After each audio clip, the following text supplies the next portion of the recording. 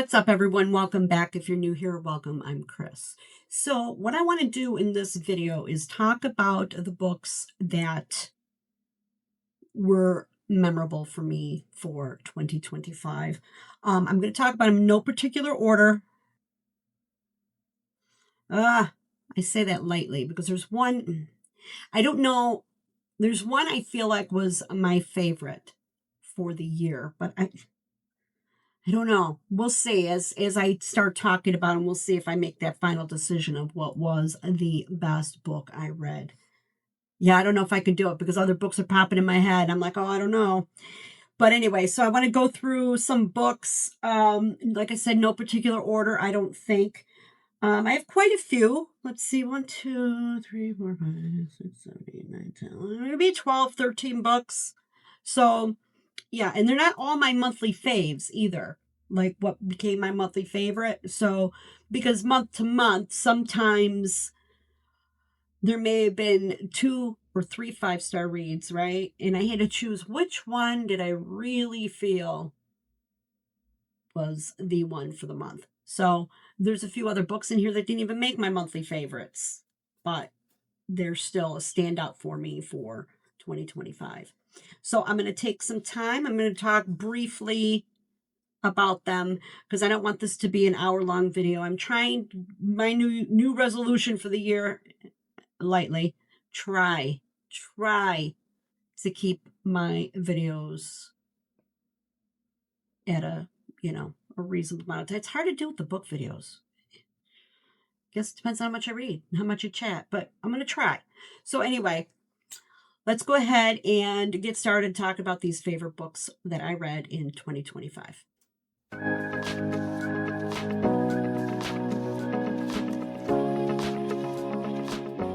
All right, so I'm going to start with the books that I do not have a physical copy of yet. I kind of want to try to build my physical library on books that I've listened to or borrowed from the library or Hoopla that I feel are worthy of being owned, right? So they would be like my monthly faves, things like that, all of Stephen King. But so I'm going to start with the ones that I don't own yet and going through my reading journal and finding them that way. And the first one I want to start with is called The Diamond Eye by Kate Quinn. First of all, let me say I love Kate Quinn's writing. She writes mostly, for what I see, like historical fiction, and she's quite good at it. She's quite good at talking about bringing these characters to life. And in fact, she's got a book coming out. I think is it February or January? I don't know, but I'm on the pre-order. I did pre-order it through Audible because I don't want to wait for it. I think it's called The Astral Library, and this it's a little bit different from what Kate Quinn normally writes. And I thought, oh, okay. So I can't remember if it's January 27th or if it's February. I don't know, but like I said, I did pre-order the book, so I'm looking forward to reading that when that comes to me. But a couple of books, other books outside The Diamond Eye that are also very good are good. I could talk about all 3 books that I've read of hers, but 4. I don't remember how many. There's The Briar Club. That was a good book. The Rose Code was good. But this one here really stood out with me, The Diamond Eye. What I really enjoyed about this book is the character in here, Mila Pavlichenko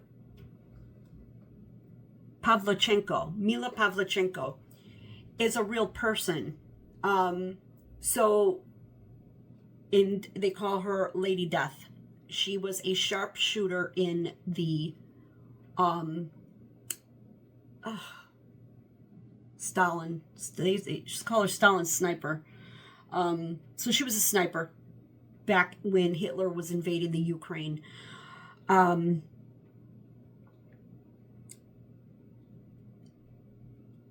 Sorry, just had a little brain fart there. I'm trying to recall the whole story in my head without getting too involved. But what I liked about it was the book is based on a real life historical person that is Mila Pavlichenko, and how she became a sniper, why she became a sniper, got involved in the war, and she actually came here on a goodwill tour for real to the United States, met Eleanor and Teddy Roosevelt. She became friends with Eleanor Roosevelt. So, but she weaved a fictional story into this real life character. Great book. I absolutely love The Diamond Eye by Kate Quinn. I would highly suggest it if you like historical fiction. You can't go wrong with The Diamond Eye by Kate Quinn. You really can't. I gave it 5 stars. It was not my monthly favorite that month, but it was a 5-star read for sure and a favorite. And yeah, I still want to read. She has, it's not Kate Quinn. There is an autobiography type book out there called I think it's called Lady Death, Stalin's Sniper. I think that's what the book's called. So yeah, excellent book. It's an excellent, excellent book. And like I said, if you are a historical fiction fan, I highly recommend The Diamond Eye by Kate Quinn. It was fantastic. All right, so let me move through here and go to another fave that I do not have the physical copy of. And that would be Strange Sally Diamond by Liz Nugent. I love this book. I loved the character of Sally Diamond. She was, I guess you could say she's kind of, maybe has a form of autism. And she was, the book starts out, she's raised by her dad. Her mom had passed away. I can't remember when, if she was like a late teens. And so she's always been sheltered. Her father's tried to keep her away from people and whatnot. Whereas when her mom was alive, her mother really wanted to push her into being society. But the father, no, not so much. So she's been very sheltered. She doesn't really like people. And she doesn't know how to, what's socially correct. So she says things that are not appropriate, she doesn't know. But that's the charm. That's what you love about Sally, is just, oh my God. The book makes you smile. It makes your heart hurt. So in the beginning of the story, she's living with her dad. And, the father dies. I'm not telling you, I'm not giving away anything. This is actually on the synopsis of the book. And, the father has told her many times, when I go, just don't spend no money. Just put me out with the trash. So she did. She puts them in the trash to burn them, because they used to burn their trash. And she's at the bank one day, and somebody says to her, one of the townspeople, something about, how's your dad or whatever. She says, oh, he's dead. And the woman was taken aback, like, what? And she says, yeah, I burned him. I put him in the trash. And the story continues. It's just a great book. So it goes into Sally's past, why she is the way she is. Like I said, she seems to be like she has autism, but it could have been from trauma. And there's a little bit of a mystery going on, and I loved the book Strange Sally Diamond by Liz Nugent. Check it out. It's heartfelt. It was just, you'll chuckle and laugh through the book a bit. It was a great book. Great book. Strange Sally Diamond. Absolutely loved it. I don't know why I only gave it 4 stars. It maybe looks like 3.5. Maybe I didn't color it in good enough. Because in my mind, I don't know why I would have done that. To me, it was a 5-star book. I loved it. It was fantastic. Wonder why I did that. All right, let's move on to the next one that I do not have a physical copy of yet. In fact, I was looking the other day, not long ago, on the book outlet to see if maybe they had it there on sale, and they don't. Not yet, so I'll keep looking for it. And that book is, and this one took me by surprise. This was my monthly favorite, and that is Remarkably Bright Creatures by Shelby Van Pelt. I read this book on a whim because I remember hearing about this book, and I remember thinking to myself, stupid. Like, why? Why are people talking about this book? This book's about a talking octopus. It's silly. It's dumb. Well, I noticed it was in Hoopla, which is an app for books, and they're free. And I thought, I gotta know. This ain't gonna cost me anything. I gotta find out why people have been talking about this book with a talking octopus. Come on, right? You guys, loved this book so very much. I can't even tell you. So, Tova is an elderly lady in her 70s. And she works in an aquarium. And in this aquarium is a giant Pacific octopus, and his name is Marcellus. And Marcellus talks.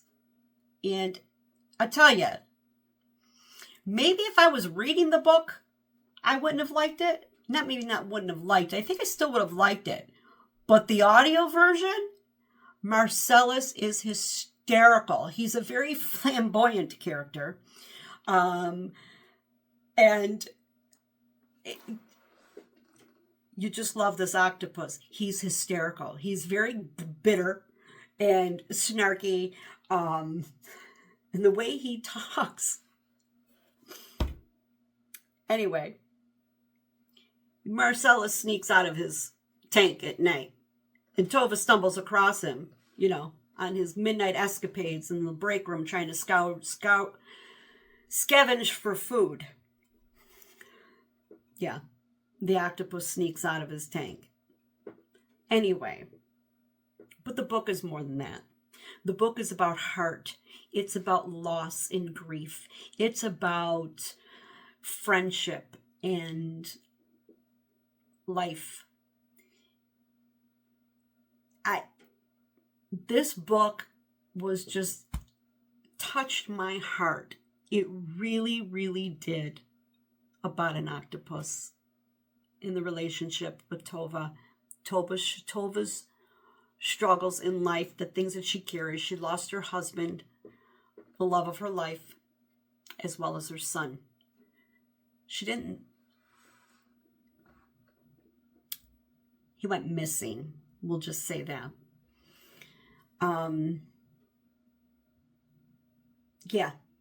The beautiful, beautiful story, written brilliantly, exceptionally well. It would have to be, right? We're talking about a talking octopus. Excellent book. Excellent book. I see why people raved about this book. I understand. There was more to this book than a talking octopus. Okay? Excellent book. Highly recommended to people. I can't say enough about it. That book is fantastic. Just fantastic. And I'm not one to read a book twice. I think I would actually pick this book up again. It was that good. Just excellent. So, Remarkably Bright Creatures by Shelby Van Pelt. So good. So good. Let me know if you've read that one and what your thoughts are. All right. The next one is a Stephen King book, and that is Dolores Claiborne. Didn't expect to love this book as much as I did. I freaking love this book. Why did I love it? Dolores is why I loved it. This character is she's fantastic. She would be somebody I'd want to be friends with. She's very blunt.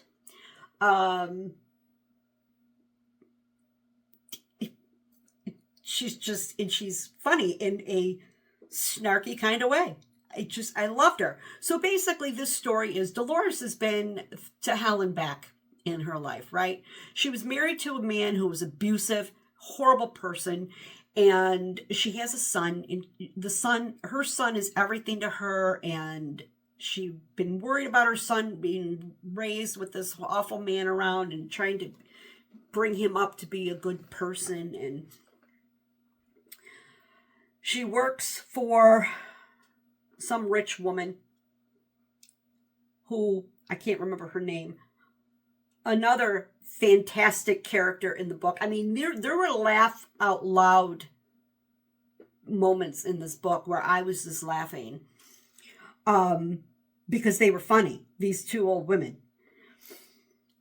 So the book is being told all in the first person. Basically, the woman that she cleans house for dies, and the police are questioning her, thinking she murdered her. And this woman basically, Dolores Claiborne basically says, okay, sit down, grab a couple cups of coffee because I got a story to tell you.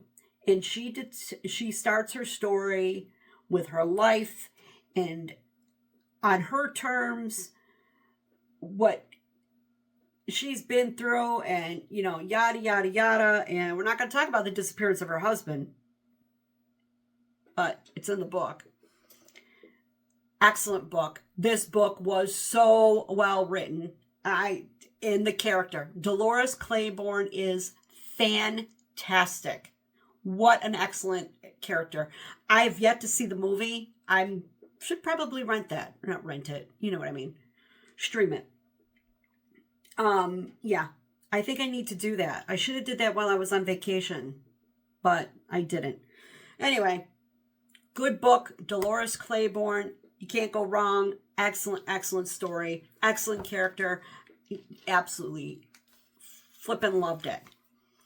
All right, the next book, and then I will go on to the ones that I do have physical copies of, is another Stephen King book, and this one really took me by surprise, and that's called Joyland. I never heard much about this book. You think of Stephen King, you think of, Carrie, Salem's Lot, It, Pet Sematary, The Stand, those big burn in your brain type books, Misery. Well, that's another good one too. Again, I can't choose them all. I'm just choosing the ones that really stood out. And maybe Joyland is here is because it was just read. I just read this in December. But I have to include this one because it took me by surprise. Even if you look at the front cover, I'll put, see the cover? It just looks like it might be kind of like, I don't know, you never judge a book by its cover, right? But we do. Probably wouldn't have been a book, if I wasn't on my quest to read everything Stephen King wrote, I probably wouldn't have read this book. But again, it was available, it was free, I'm going to read it. This book was so good. So good. What did I say about it? Give me a minute. I'm trying. Devin Jones. You see, I just read the book, right? Devin Jones. I'm trying to spark my memory here. The book starts out, he's young. So this is kind of a coming of age story, but yeah, coming of age. And he's got a girlfriend, but the girlfriend's kind of like giving him the bum's rush. And he leaves to go work at an amusement park in the 70s for the summer. And while he's there, as with all Stephen King books, he comes across other characters, friends, foes, and the in-betweens. there's nothing really supernatural about this other than the fun house, the haunted house. The fun house, I guess it's a fun house, maybe haunted because there was a murder that happened there some years prior. And Devin becomes a little obsessed with this murder, what happened to this girl. And so there's that aspect of the story. But then he really finds that he truly likes being there. And he's still a little obsessed to find out what happened to this girl. And he wants to stay on longer and kind of take a year off from college. And his father's okay with that. And he's still struggling with the loss of like why his girlfriend doesn't, pick up his calls and things like that. But he meets on the beach here. I think this is in North Carolina. A woman older than him, but young. She's like 31. And her son. And the son is in a wheelchair. He's got severe muscular dystrophy. And this friendship ensues there between the mom and the son. And Devin starts to learn through this boy and his illness just changes of the heart. And it's just a good story. I don't have anything more to say about that. It's a story, and it's a good one. A lot of the books here that I read, they're just stories. There's no plot, no like mystery, really. It's just a story, good people, characters that you want to just... Excellent book. I thoroughly enjoyed this book, Joyland by Stephen King. I really, really did. Yeah, so that was a 5-star read for me. So I'm going to mention that one here. Good Stephen King book. Many people be like, I know a lot of people in my life here, not on YouTube. They're always like, oh, I won't read Stephen King. Oh, I'm like, you got him all wrong. He's horror. He writes this. No. Not always. Okay, so there's lots of things that he writes that are not horror stories. There may be some supernatural elements, but they're not horror. Okay, and I think a lot of people are missing out. They're missing out on a lot of good writing. Good writing, like The Long Walk. I guess the concept is horrifying, but the book itself is these boys. Again, I can go on and on, right? That's an excellent book. So there's that. All right, let's move on to the books that I actually have copies of that we can talk about. I got a few. Yeah, I said I wasn't going to make this a long video. We're 20 minutes in. Okay. Again, no particular order with the exception of... All right, we're going to say the exception of 2. And I'll save those 2 for last. Let's start out with this one here, The Book of Doors by Gareth Brown. I enjoyed this book, okay? This book, it's about a woman. She works in a bookstore. And one night she's working, and there's an elderly man there who comes in. And I think her name's Cassie. Yeah. And there's a man that comes in. What's his name?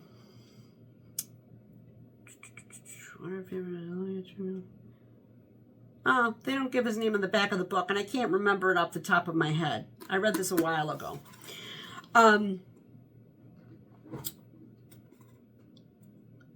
He dies, and she's really upset about this because she enjoyed this man when he used to come in. They used to have some chats, and he used to tell her, stories and things like that. But she finds the book that he had in his possession. Something strange about this book, and it's called The Book of Doors. So basically, with this book, you could put yourself in anywhere that, like, if you're holding the book and you want to be on a beach somewhere, this book will, so if you're standing in front of a door, you open the door, step through, and you're in the place that you were thinking of. However, what she didn't realize was the danger that was associated with the book. Okay, because there's other people who want this book. So, yeah. It's a magical realism book. Jumping from place to place. I enjoyed this book. I thought it was really good.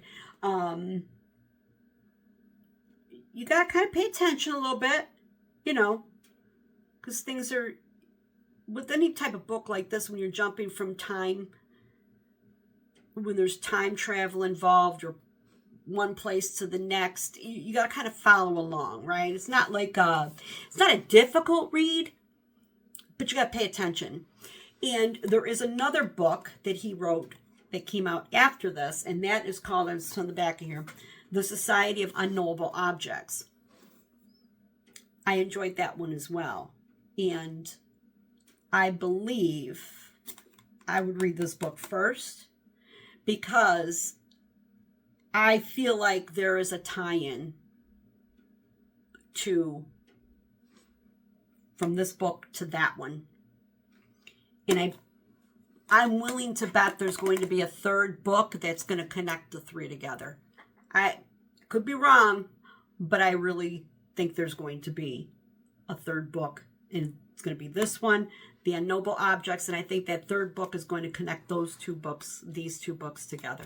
But The Book of Doors by Gareth Brown, good book, magical realism type book, very good. Okay, keeping on with the time travel kind of trend here. Stephen King, 11/22/63. Excellent book. Excellent book. In this book, we're following Jake Epping, and he is and something just happened with my light there. There we go. He is an English teacher, and I think he's recently divorced. Is he recently divorced? I don't even know. I think so. I read this a while ago. I read this earlier in the year. Now, he discovers through a man that owns a restaurant where he likes to frequent a door that takes you back in time to 1958. I believe it's 1958. This is present day. This man, who's now dying, is trying to convince him to go back in time and stop the assassination of President Kennedy. And what's kind of cool about this door is no matter how many times you go through the door and how long you spend there, even if you spend 2 years there, when you come back, only 2 minutes have passed. 2 minutes or 3, I can't remember. It's 2 or 3 minutes have passed. So he goes through it just to see what it's all about. And he's a little bit like, well, that's, weird, And he comes back. He wasn't there very long. He comes back, and the guy's waiting for him. This is kind of like a little test thing. And he's a little freaked out by it, right? And the guy's urging him, you got to do this, you got to do this, you got to go back and stop the assassination of Kennedy, yada, yada, yada, blah, blah, blah. But Jake's not sure he wants to do this. So, he does decide to go. And it's funny, too, because Stephen King does this with his novels. There's an incident in there that kind of ties into it. So he meets up with some kids in Derry, Maine, traveling on his way to Texas.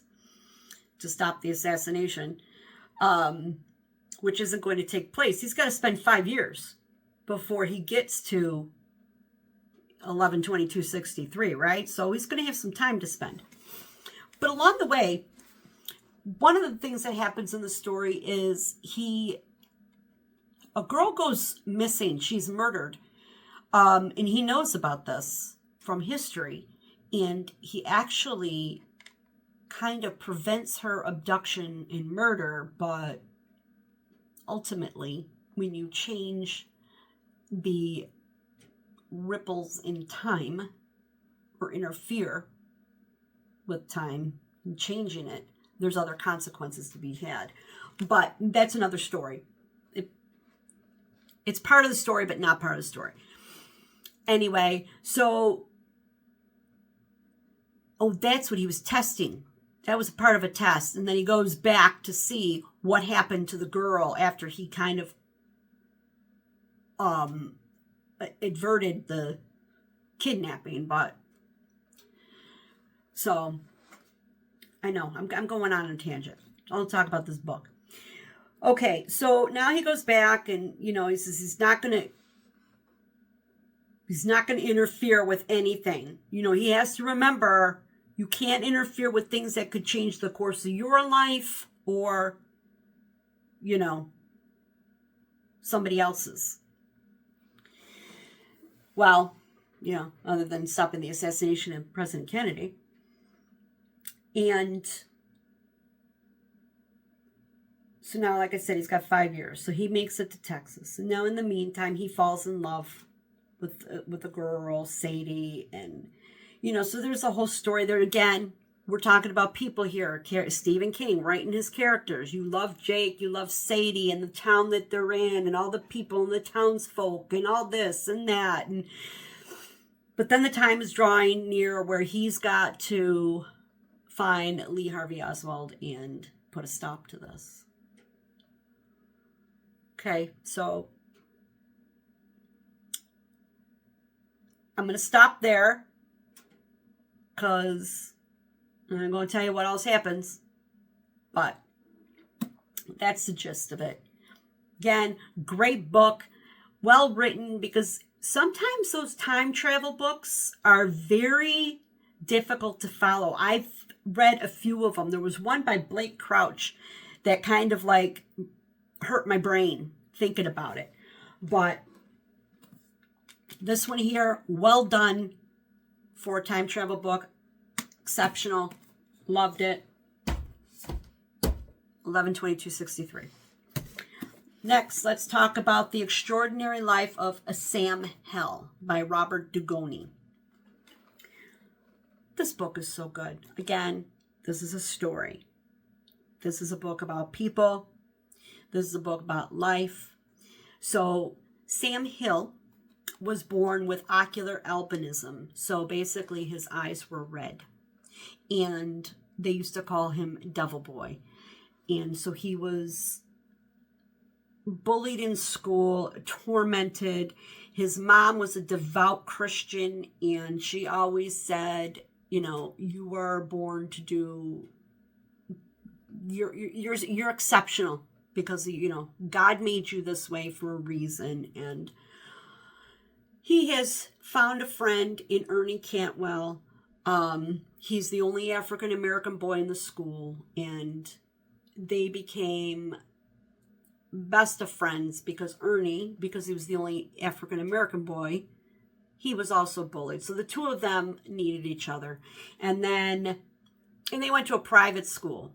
And that was a whole other thing too. The mother wanted him in this Catholic school, and he almost didn't get in because he had these red eyes and Devil Boy. And it's just a beautiful story. It's a beautiful story about how his affliction shaped him as a person and what he realized in life becomes most important, and wasn't because his eyes were different. So great book. Highly recommend this book to people. It's a beautiful story. Really is. Okay, this is the one I'm going to put off to the side because I got two books here. They're like button up against each other. It's like, which one is which one? This one here, Behind Her Eyes by Sarah Pinborough. Now, this is a thriller, and it's an excellent thriller. And what did I love the most about this book? Never, ever would have guessed the ending of this book. So freaking good. And yes, it is a movie on Netflix. I don't know if it's a movie or a series, you know, long. I call them long movies when they're like 8 episodes. I did try to watch the show after I read the book, and I couldn't watch it because I'm like, this ain't no big deal to me because I know what happens. I love this book. I think I loved it because of the end. It was like, whoa, what just happened? I can't think of another time that a book has done that to me. This one did it. I remember when I was listening to the end of it, I was doing my nails. I'm sitting there, got my earbuds in. No, I didn't have my earbuds in. My Alexa was reading it. Listening, filing away, doing my nails.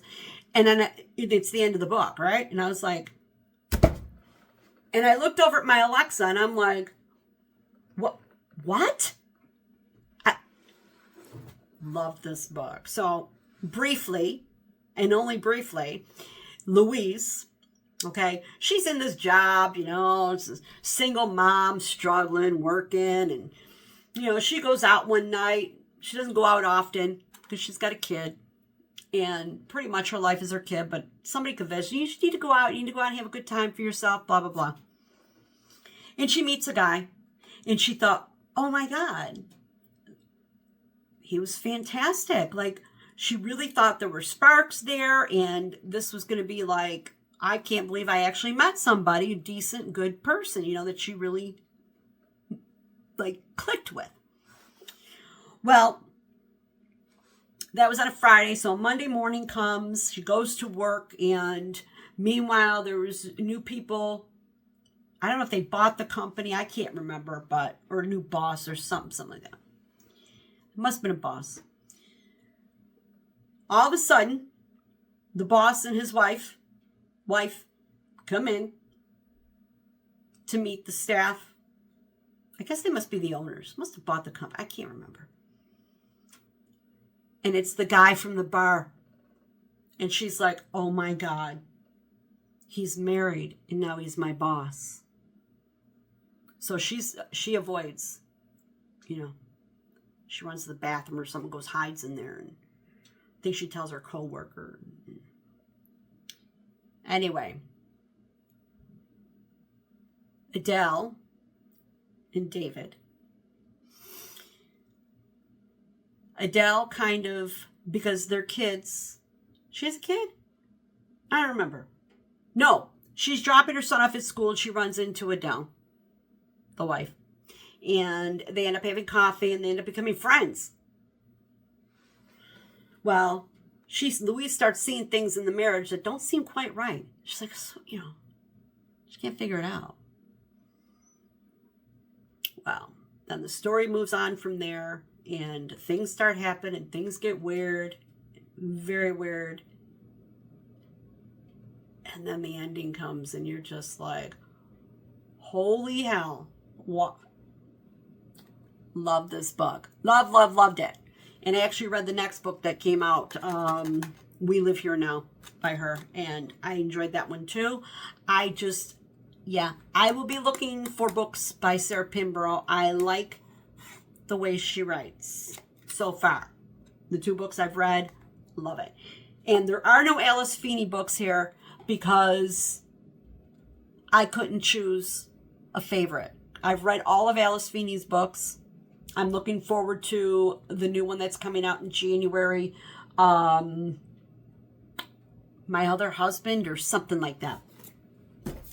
But Behind Her Eyes by Sarah Pinborough. Excellent thriller book. Excellent thriller book with the twists of all twists in this one. Like I said, No Alice Feeney books in here because I love all the books that she's written so far. I couldn't choose a favorite, but can't go wrong with Alice Feeney. Yeah, she's another one that I absolutely love, and I'm looking forward to her book that's coming out too. Okay, now let's go on to I Am the Messenger by Markus Zusak. Excellent book, another excellent book. I also read by him many years ago, The Book Thief, and I love that book as well. That's more historical and good book. Again, this is kind of like The Extraordinary Life of Sam Hell. It's a story. It's just a story. No plot. Well, a little bit. There's a little mystery going on here, but I do like this book. And this book is about Ed Kennedy. Ed Kennedy's 19, 20 years old. He's just a nice guy, but he's going nowhere. He drives a cab. He's got not much ambition. It's him and his dog, the doorman. He talks to his dog all the time. He's in love with his best friend. And he's just kind of like, living life, but not really amounting to much. And his mother reminds him that all the time. And then one day, him and his friends are in a bank, and he stops a bank robbery. And from that day on, his life changes. He starts getting these cards in the mail every day. Playing cards. And attached to them, there's like notes. It's like... So it turns out, the notes attached to them are attached to other people. And it's kind of like directing him to help or intervene in some way, shape, or form. And slowly, his life starts taking on purpose. He finds purpose in life, and it's a good story. It's a good story about a good kid, young man, and I really enjoyed I Am the Messenger. Markus Zusak, like I said, he wrote The Book Thief. If you've read that and you enjoyed it, you probably would enjoy this too. His style of writing, he just writes really good stories. Okay. Now, The Lincoln Highway by Amor Towles. Now, I loved A Gentleman in Moscow. And I think, not sure, I think I like this one better. I think. And I like them equally well. All right, Gentleman in Moscow is not in here, obviously, because I read that in 2024.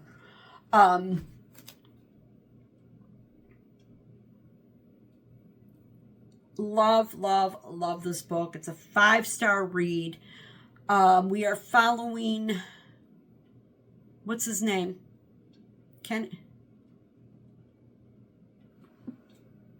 Emmett Watson, his brother Billy.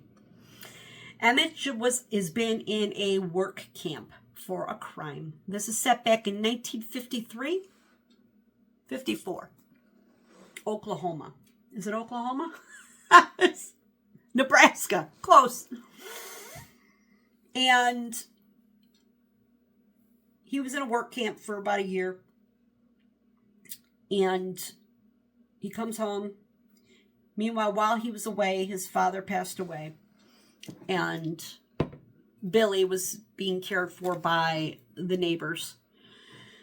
His plan is he's had a car that, he worked for and paid for, was to pack things up, take Billy. They were going to go out west and start a new life.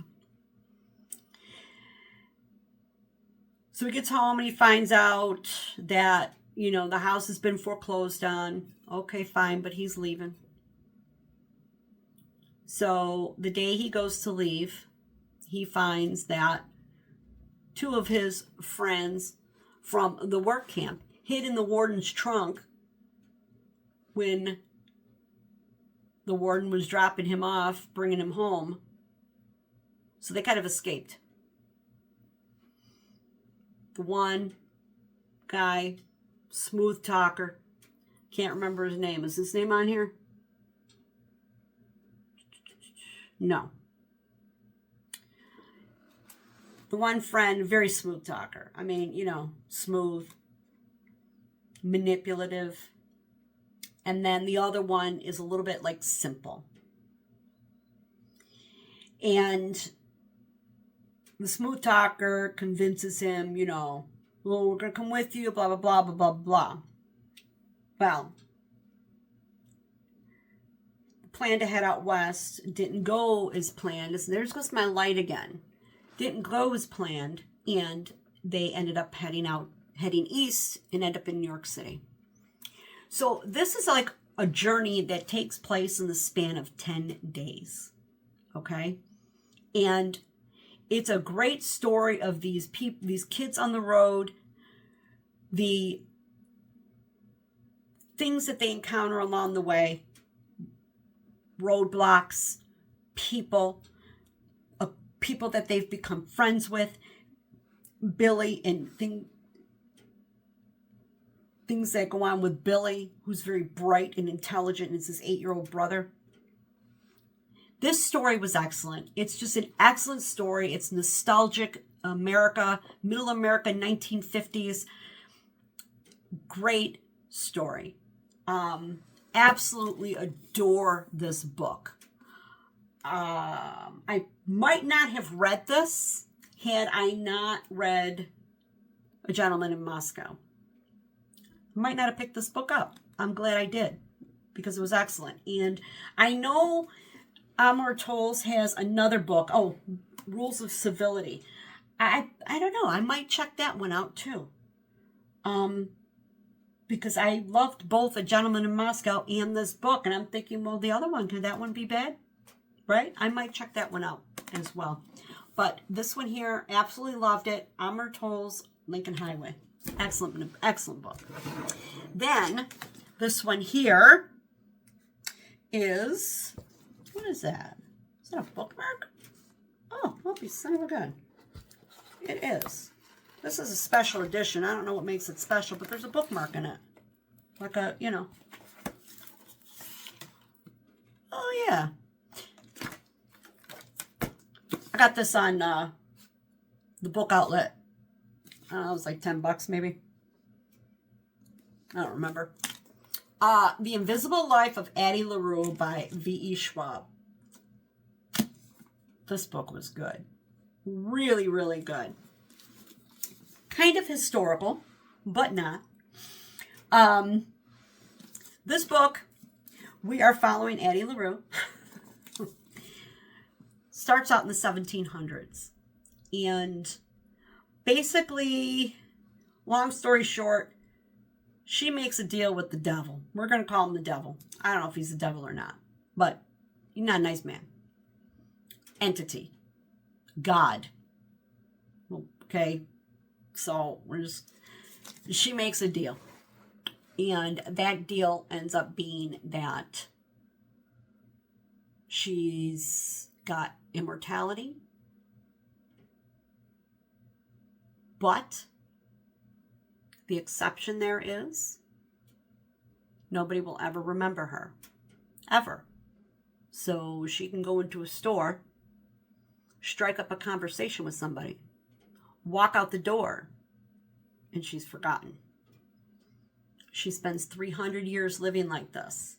So imagine, you can't get a job, right?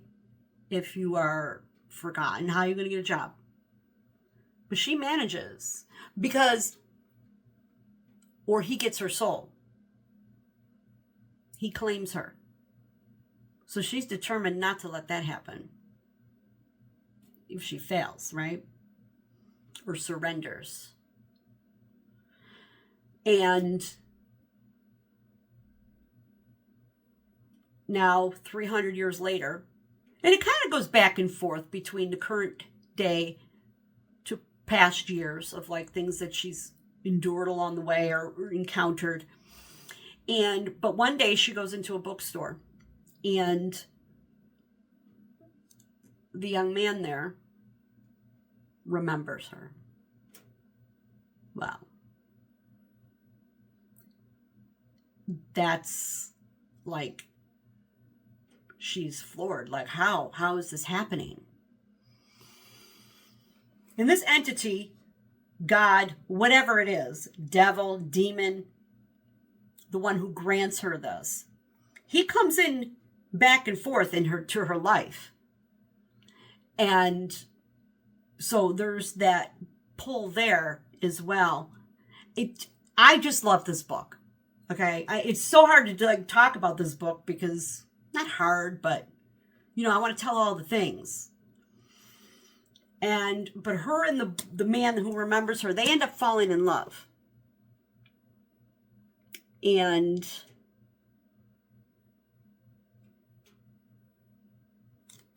I can't tell you anymore. I was almost going to tell some more, but no, I can't. You'd have to read the book to find out how he remembers her, why he remembers her, and what makes him so different. It's a good book. This is a good book, you guys. The Invisible Life of Addie LaRue. Excellent story. Love this book. Even at some point, you kind of start to like the demon, devil, God, whatever it is, entity. I don't know. You kind of get some what's the word I'm looking for? Empathy for him. You do. Excellent book. Really love that one. All right, so I'm going to talk about these last two books. I'm going to have to say I can't choose one. They are two entirely different books. And these are both my number one. And I'm going to go with that, and I'm going to stick to it. I'm not choosing one. These are both my number one book. I'm going to say book of 2025. They're entirely different, so it doesn't count. I could have two. Because they're entirely different. We're going to start out with this one, though. That's In an Instant by Suzanne Redfern. I am not one, I think it's because I'm older. Whereas before, my younger years when I'd read, I would get emotional and cry. I don't do that anymore, but I think it's because I'm old. You'll find out, if you're not old yet, you'll find out that when you hit about 50, it starts going down. Your emotional levels, like how things affect you. You become just a little more, I don't know what it is. Hormones, I don't know, but I don't cry in a book. I have. Oh my God, I can remember, how many years ago would this be? Did you ever read the book Bridges of Madison County? Sobbed. Sitting there like this. Tears, snot coming out my nose, tissues, blowing it, and sobbed. That book was so good. The Bridges of Madison County. Would I have the same reaction today at this age? I don't know. Maybe I was probably in my 30s when I read it. So I don't know how I'd feel about it today, but I can remember sobbing like, oh my God. Anyway, but let's talk about In an Instant by Suzanne Redfern. Now, like I said, I don't cry anymore when I read a book. I get maybe heartfelt feelings, but they don't bring tears. This one didn't cry, but I did have a couple streams of tears. Just, little watery eyes, right? It wasn't my sinuses. We'll just say that. Beautiful. This story, oh my God. So, the story's about Finn. Well, Finn Miller. And is her name Finn? Yeah, Finn Miller. It's a family vacation. So it's Finn, her brother Ozzy, mom, dad, her aunt and uncle, cousin, and her not girlfriend, friend, was a girl. I got to clarify that. Everything's written today is just whatever. So they're taking a road trip. They're going up skiing in the mountains. I don't know, is it Big Bear? Does it say where? Not that it matters. It's out west.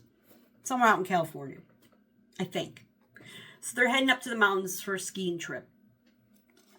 And the father's got this van. He's all proud of this van, And, oh, by the way, and Ozzy, the brother, is like 14-ish, 15-ish, but he's mentally challenged. I don't know if he's autistic. He might be autistic. I'm not sure. I can't remember if he's autistic or mentally challenged. I don't know. They're taking the road, and now the road's getting bad. It's getting a little treacherous, and they're in the mountains, and it's icy. This is the beginning of the book. I'm not telling you anything. I'm not giving nothing away. They slide off the road, down over the ravine, whatever. And it's a bad crash. And Finn does not make it. I'm not telling you anything you don't know. This is the beginning of the book. The whole story is told by Finn observing her family and what they're doing and going through to try to survive to get out of this mess.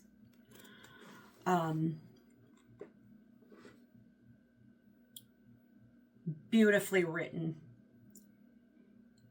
What we learn is the lengths people will go to survive.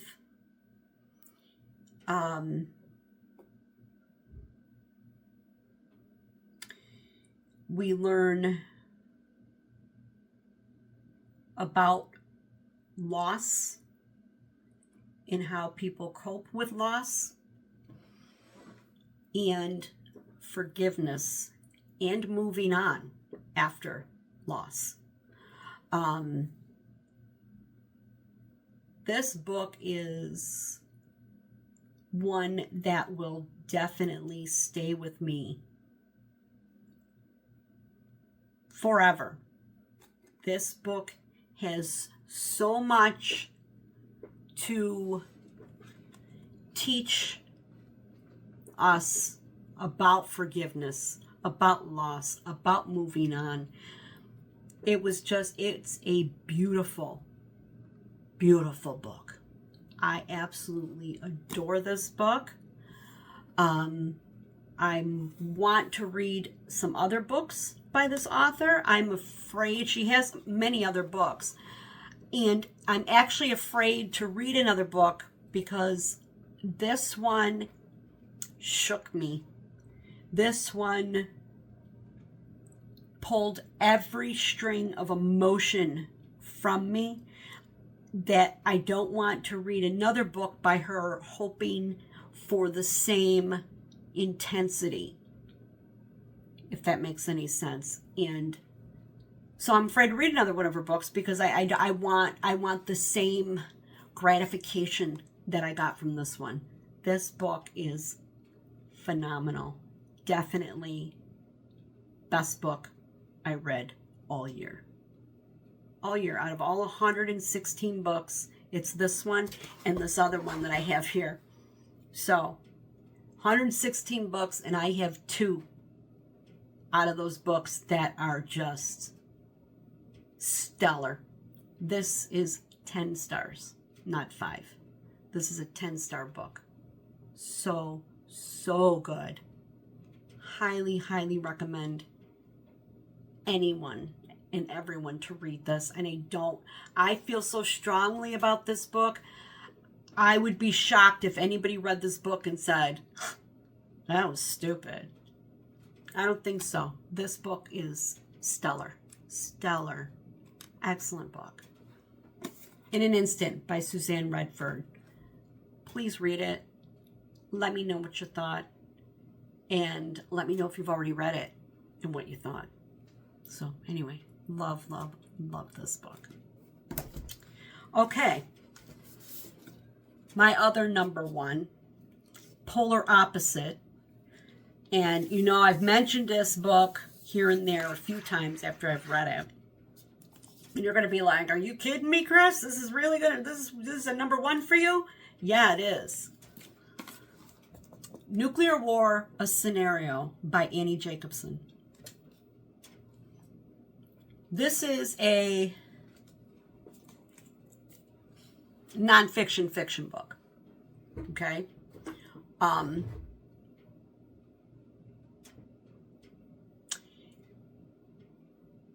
Highly recommend this to be listened to on audio rather than reading it. I do not think reading it would get the same visceral reaction as listening to it. As you listen to this, it's a minute by minute countdown of everything that takes place once the president has been notified a nuclear warhead has been launched from, I think it was North Korea. Clock countdown of what takes place step by step.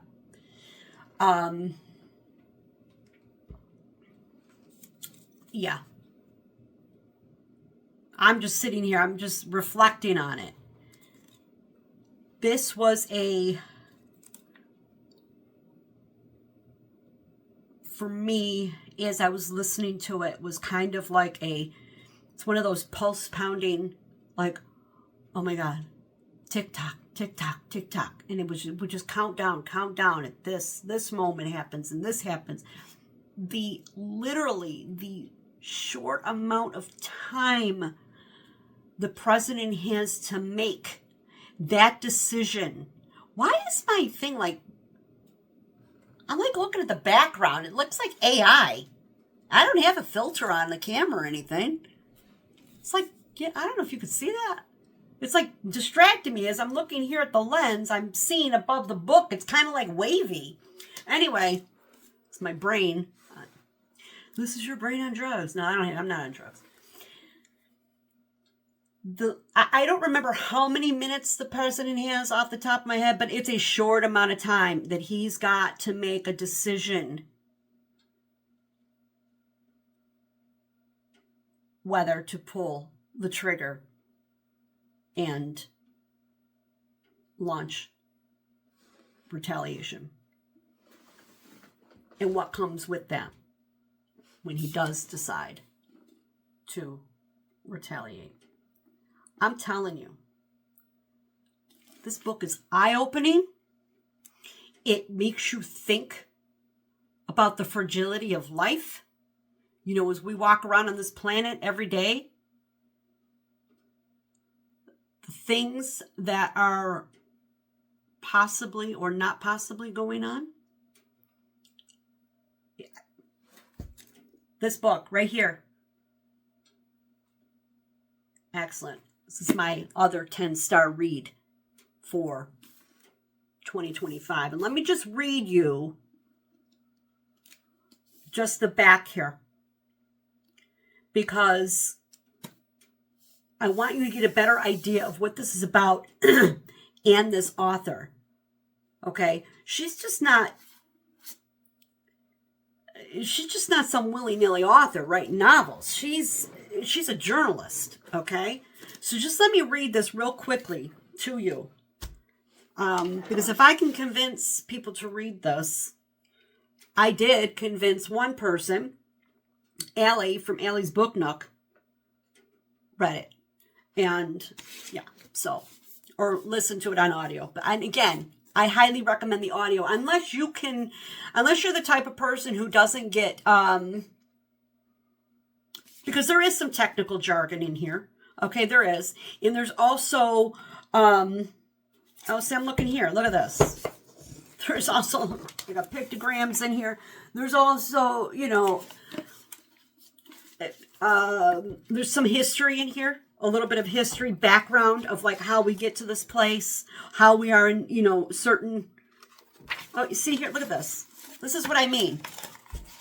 0.4 of a second. 0.4 of a second after launch. It's a literal countdown. It's 4 a.m. It's 4:03 a.m. in North Korea.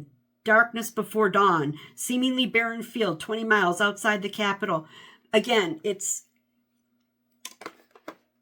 I'm sorry. I love this book so much. I just do. Let me read the back. Sorry, I'm going off here. This story of what the moments after an inbound nuclear missile launch could look like is based on facts sourced from exclusive interviews with presidential advisors, cabinet members, nuclear weapons engineers, scientists, soldiers, airmen, special operators, Secret Service, emergency management experts, intelligence analysts, civil servants, and others who have worked on these macabre scenarios over decades. Because the plans for general nuclear war are among the most classified secrets held by the United States government, this book and the scenario it postulates takes the reader up to the razor's edge of what can legally be known. So, Annie Jacobsen, as a journalist, did all this legwork, interviews with people to create this scenario, again, of what can legally be told. Because a lot of the information behind closed doors is classified. This is based on unclassified things that could be told. He talks about the football, the president. They call it the football. It's a bag that's with the president's. It's with him at all times. When he is on Air Force One, there's this bag called the football. The football is with him at all times because within this football is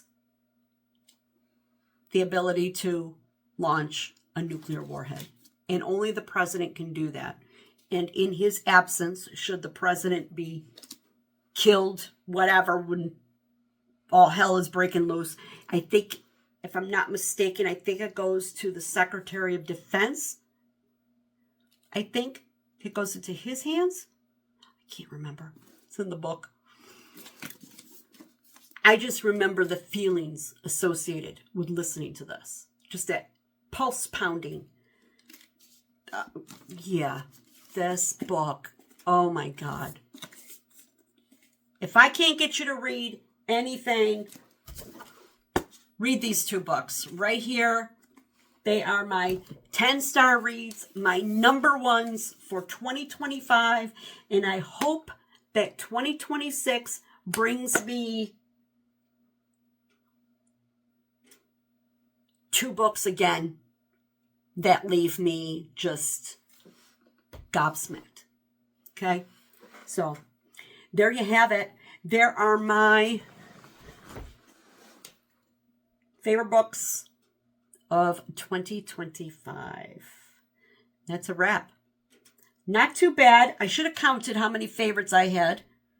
Right? I mean, 116 books, 2 absolute number ones, and then the other ones were just ones that were memorable to me, and I don't remember how many that was now. But yeah. Anyway, there you have it. And so what were your favorite reads of 2025? Share them in the comments below. Maybe I'll check them out for 2026. Do you have any of those books that you just can't let go of? You just can't. They just stick with you. Let me know. Maybe I'll check them out. Anyway, thank you for watching. I appreciate you, and I appreciate the time you take out of your day, your lives, your busy schedules, and you watch a video I've uploaded. It means the world to me. Please comment, like, and subscribe. Helps my channel grow. Really trying to grow my channel in 2026. We'll see how it goes. Anyway, you all have a great day, great night, great week, weekend, whenever you happen to be watching, and we will chat again real soon. Bye.